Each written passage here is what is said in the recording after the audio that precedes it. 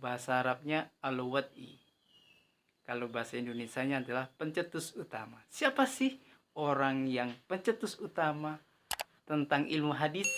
Ayo, tahu tidak? Panik tidak? Paniklah orang tidak tahu. Maka saya beritahu. Pencetus utama hadis adalah Al-Qati bin Muhammad. Hei pujaan hati, apa kabarmu? Ku harap kau baik-baik saja. Pujaan hati, andai kau tahu, ku sangat mencintai diri.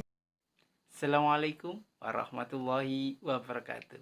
Welcome to channel DR Kusi MPD. ربي إني قد مددت يدي منك أرجو فائض المدد ربي إني قد مددت يدي منك أرجو فائض المدد. Mahasiswa-mahasiswi yang dirahmati oleh Allah Subhanahu wa taala. Di perkuliahan hari ini kita akan membahas tentang 10 prinsip dasar ilmu hadis. Itu saya akan join kolaborasi dengan mahasiswa-mahasiswi untuk mempresentasikan tugas kuliahnya. Itu kita akan pilih yang terbaik di kelompoknya untuk tampil di presentasi ini. Tentunya kita pilih yang menyejukkan hati, yang enak dipandang mata, dan juga keilmuannya yang dikaji memenuhi persyaratan di dalam perkuliahan. Itu jangan di skip-skip, tonton video ini sampai habis supaya mendapatkan informasi tentang mata kuliah studi hadis untuk mengkaji, mendalami, menyelami tentang 10 dasar prinsip ilmu hadis. Itu langsung kita ke materi. Cek cus.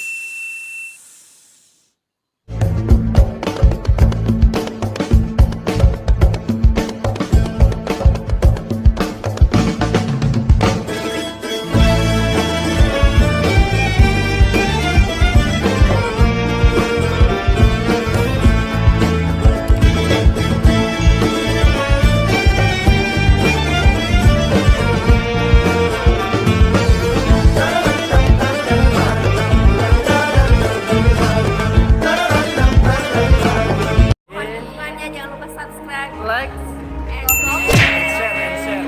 Jangan lupa share juga ya. Tekan tombol loncengnya. Mahasiswa-mahasiswi yang dirahmati oleh Allah Subhanahu wa taala. Ketika kita bicara tentang sebuah hadis, 14 kali pertemuan di semester ini, dan insya Allah dalam hitungan minggu kita akan mengadakan ujian akhir semester. Semoga kita semuanya diberi kesehatan oleh Allah, jaga kesehatan di masa-masa COVID-19 ini yang masih berada di sekitar kita.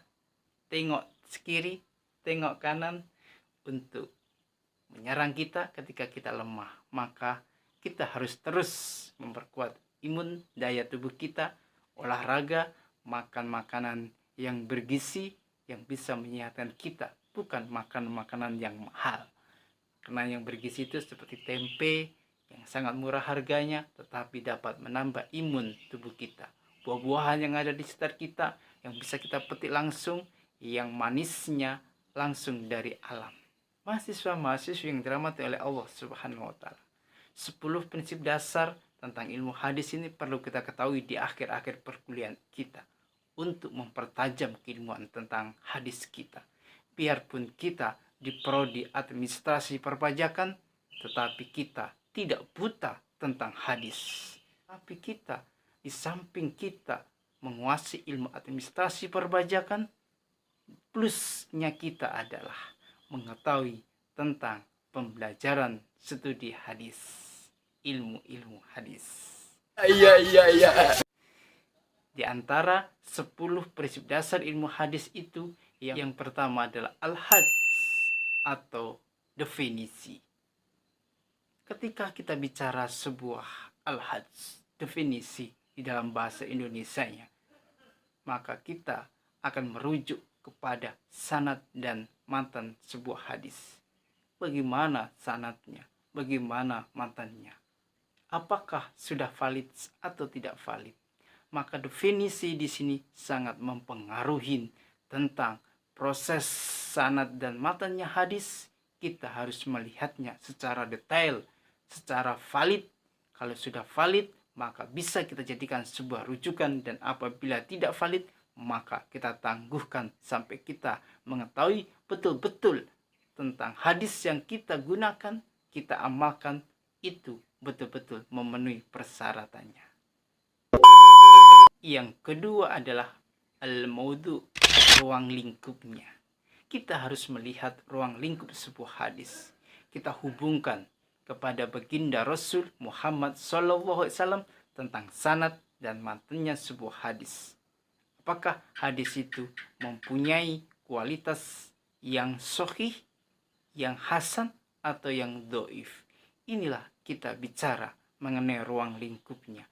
Kita bisa membedakan mana hadis yang sahih, mana hadis yang hasan, dan mana hadis yang dhaif. Ini diperlukan di dalam menjelaskan sebuah hadis, yakni al-maudhu atau ruang lingkup sebuah hadis. A few moments later. Yang ketiga, as-samarah, yang mempunyai arti manfaat. Ini berguna untuk kita semuanya. Manfaatnya apa sih kita mengkaji dan mempelajari tentang studi hadis, ilmu-ilmu hadis? Maka tidak ada lain kecuali untuk bisa membedakan mana hadis yang sahih, mana hadis yang hasan, dan mana hadis yang dhaif. Yang keempat adalah al-nisbah, yakni menghubungkan. Bagaimana seorang hadis bisa menghubungkan, bisa menjelaskan, bisa mempertajam tentang Al-Quranul Karim. Jadi hadis tidak akan bertentangan dengan Al-Quran, karena dinisbahkan hadis itu adalah berfungsi untuk menjelaskan, memahami tentang Al-Quranul Karim yang mempunyai sifat yang masih global atau masih umum. Maka terperincinya dijelaskan di dalam sebuah hadis. Itulah yang disebut dengan al-nisbah. Yang kelima adalah al-fadl, keutamaan. Bagaimana seorang yang belajar hadis itu bisa menerima atau menolak sebuah hadis dan memilih sebuah hadis. Apakah hadis ini bisa diterima, dijadikan sebuah rujukan amal ibadah kita, atau ditolak? Karena ada hadis yang sahih, ada hadis yang hasan, dan juga ada hadis yang dhaif. Hadis yang dhaif juga ada yang bisa diamalkan dan ada juga yang tidak bisa diamalkan. Disinilah fungsinya al-fadl tersebut. Yang keenam adalah al-wad'i. Yuk, siapa yang tahu al-wad'i? Kalian tahu? Kalau bahasa Indonesianya adalah pencetus utama. Siapa sih orang yang pencetus utama tentang ilmu hadis? Hayo, tahu tidak? Panik tidak? Ya paniklah. Ya paniklah orang tidak tahu. Maka saya beritahu. Pencetus utama hadis adalah Al-Qati bin Muhammad. Dengan buku karyanya adalah Al-Muhaddis Al-Fasil Baina Al-Rawi wal Al-Wad'i. Itulah manusia pencetus pertama tentang ilmu hadis. Kenapa dicetuskan? Karena pada saat itu banyaknya hadis-hadis yang palsu, hadis-hadis yang bermunculan tanpa adanya filter yang kuat. Maka Al-Qati bin Muhammad adalah orang pertama yang membuat sebuah studi tentang hadis. dialah yang dijadikan sebagai tonggak utama manusia yang diperintahkan oleh khalifah untuk membuat sebuah karya tentang hadis supaya hadis-hadis ini terjaga kemurniannya. Yang ketujuh adalah al-ism atau nama. Ilmu hadis diberi nama oleh muhaddisin, ulama-ulama hadis, yakni mustalah hadis. Inilah yang dijadikan sebuah rujukan utama di dalam pembelajaran sebuah hadis. Walaupun sekarang banyak sekali buku-buku tentang hadis, semuanya merujuk kepada nama mustalah hadis. Sebagaimana buku yang saya tulis tentang ulumul hadis juga merujuk kepada mustalah hadis sebagai sumber utamanya. Dan yang kedelapan adalah al-istimdad, yakni sumber. Sumber utamanya ini sangat diperlukan di dalam proses bagaimana kita belajar hadis. Tidak terlepas bagaimana seseorang yang belajar hadis harus mengetahui tentang bahasa Arabnya. Inilah yang menjadi sumber utama di dalam mempelajari sebuah hadis. Kalau ingin jadi muhadisin, ulama hadis, harus bisa bahasa Arab. Tetapi kalau hanya sekedar belajar hadis, tidak harus menguasai bahasa Arab. Sebagaimana di prodi kita, yakni prodi administrasi perpajakan, maka tidak perlu kita menguasai bahasa Arab untuk menjadi muhadisin, karena mahasiswa-mahasiswi akan dididik menjadi pakar-pakar ahli perpajakan, tetapi tidak buta dengan ilmu hadis. Di samping bisa bahasa Arab, juga biografi perawinya jelas, silsilahnya jelas, bagaimana dia yang betul-betul orang-orang yang mempunyai sejarah kehidupannya dia memenuhi standar persyaratan di dalam ilmu hadis. Yang kesembilan adalah al-hukum. Hadis itu bisa menjadi hukum fardu ain dan fardu kifayah. Fardu ain apabila dalam sebuah kampung tidak ada yang belajar ilmu hadis, maka harus belajar ilmu hadis, maka hukumnya fardu ain. Dan menjadi fardu kifayah apabila satu kampung sudah ada satu yang ahli hadis, maka itu sudah menjadi sebuah rujukan bahwasanya dialah pakar ahli di dalam hadis tersebut.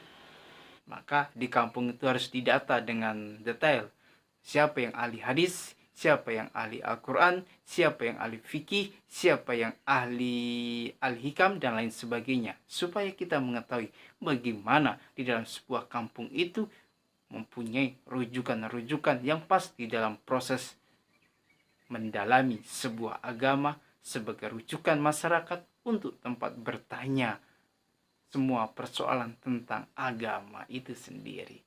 Kalau hadis berarti harus ada ahli hadis, pakar hadis di sebuah kampung tersebut. Dan yang terakhir ada al-masail, yakni subkajian. Bagaimana seorang yang sedang belajar hadis, dia akan mengaji bagaimana kualitas, kuantitas sebuah hadis itu. Bagaimana hadis itu dicela dan dipujinya, dan bagaimana seseorang bisa mendalami hadis secara detail, secara keilmuan tentang ilmu-ilmu hadis tersebut. Maka al-masail itu dibutuhkan untuk membuat kita meyakini bahwasanya hadis itu betul-betul dapat digunakan sebagai rujukan umat Islam di dalam beribadah kepada Allah Subhanahu wa ta'ala. Hablum minallah wa hablum minanas. Itu 10 hal yang sudah saya sampaikan. Kita dengarkan juga mahasiswi kita yang cantik, Ajak kenalan. yang enak dipandang mata, tentunya yang solihah. Kita dengarkan presentasinya berikut ini. Baik teman-temanku sekalian, sebelum kita memasuki materi berikut ini, kita perlu mempelajari apa sajakah tujuan dari mempelajari materi ulumul hadis. Oke, langsung saja kita bahas. Yang pertama adalah untuk mengetahui apa sajakah hadis yang sahih untuk kita lakukan. Yang kedua adalah untuk membedakan mana hadis yang sahih dan mana hadis yang tidak sahih.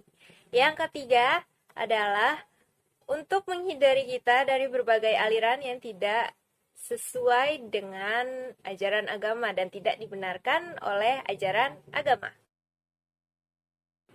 Kemudian materi selanjutnya yaitu tentang ruang lingkup pembahasan. Ruang lingkup pembahasan ini terbagi menjadi dua, yaitu ilmu hadis riwayah dan ilmu hadis dirayah. Ilmu hadis riwayah yaitu suatu ilmu untuk mengetahui sabda-sabda Nabi, perbuatan Nabi, takrir-takrir Nabi, dan sifat-sifat Nabi Shallallahu Alaihi Wasallam. Dalam ilmu ini tidak dibahas tentang adanya kejanggalan atau kecacatan matan suatu hadis. Demikian juga tentang bersambung atau tidak sanadnya, serta tentang keadilan dan kedabitan para periwayatnya. Hadis riwayah ini ialah pribadi Nabi dari segi sabdanya, perbuatannya, takrirnya, dan sifat-sifatnya. Ruang lingkup pembahasan terbagi menjadi dua, yaitu ilmu hadis riwayah dan hadis dirayah. Ilmu hadis riwayah yaitu suatu ilmu untuk mengetahui sabda-sabda Nabi, perbuatan Nabi, takrir-takrir Nabi, dan sifat-sifat Nabi Shallallahu Alaihi Wasallam. Ilmu hadis dirayah. Ilmu hadis dirayah yaitu suatu ilmu yang membahas tentang kaidah-kaidah untuk mengetahui hal ihwal, sanad, matan, metode penerimaan dan penyampaian hadis atau al-riwayah, serta kredibilitas para periwayat dan sebagainya. Hadis ini untuk mengetahui dan menetapkan tentang makbul atau dapat diterima atau mardud atau tertolaknya sesuatu hadis. Dengan gitu, maka ilmu ini merupakan rencana atau mizan yang harus dipergunakan untuk menghadapi ilmu hadis riwayah. Kemudian masuk ke dalam materi selanjutnya, yaitu cabang-cabang ilmu hadis, yang terbagi menjadi tiga, yaitu 1. Ilmu yang membahas tentang sanad dan rawi. Yang kedua adalah ilmu yang membahas tentang matan. Yang ketiga adalah ilmu yang membahas tentang sanad dan matan. Pembahasan pertama yaitu ilmu yang membahas tentang sanad dan rawi. Ada pula ilmunya yaitu ilmu rijal al-hadis, yaitu ilmu yang membahas secara umum tentang hal ihwal kehidupan para rawi atau periwayat dari golongan sahabat tabi'in dan atba tabi'in. Ilmu tabaqat al-ruwah, yaitu ilmu yang membahas tentang keadaan periwayat berdasarkan pengelompokan atau klasifikasi keadaan para periwayat secara tertentu menurut gradasinya. Pembahasan yang kedua yaitu membahas tentang ilmu yang membahas matan, yaitu ada ilmu gharib al-hadis atau membahas lafal-lafal matan hadis yang sulit dipahami dikarenakan lafal itu jarang digunakan atau karena nilai sastranya sangat tinggi. Yang kedua, ilmu asbab wurud al-hadis atau menerangkan tentang sebab-sebab atau latar belakang lahirnya suatu hadis. Yang ketiga, ilmu tawarik al-mutun atau menerangkan sejarah matan hadis dari segi waktu dan tempat diucapkannya oleh Nabi Shallallahu Alaihi Wasallam.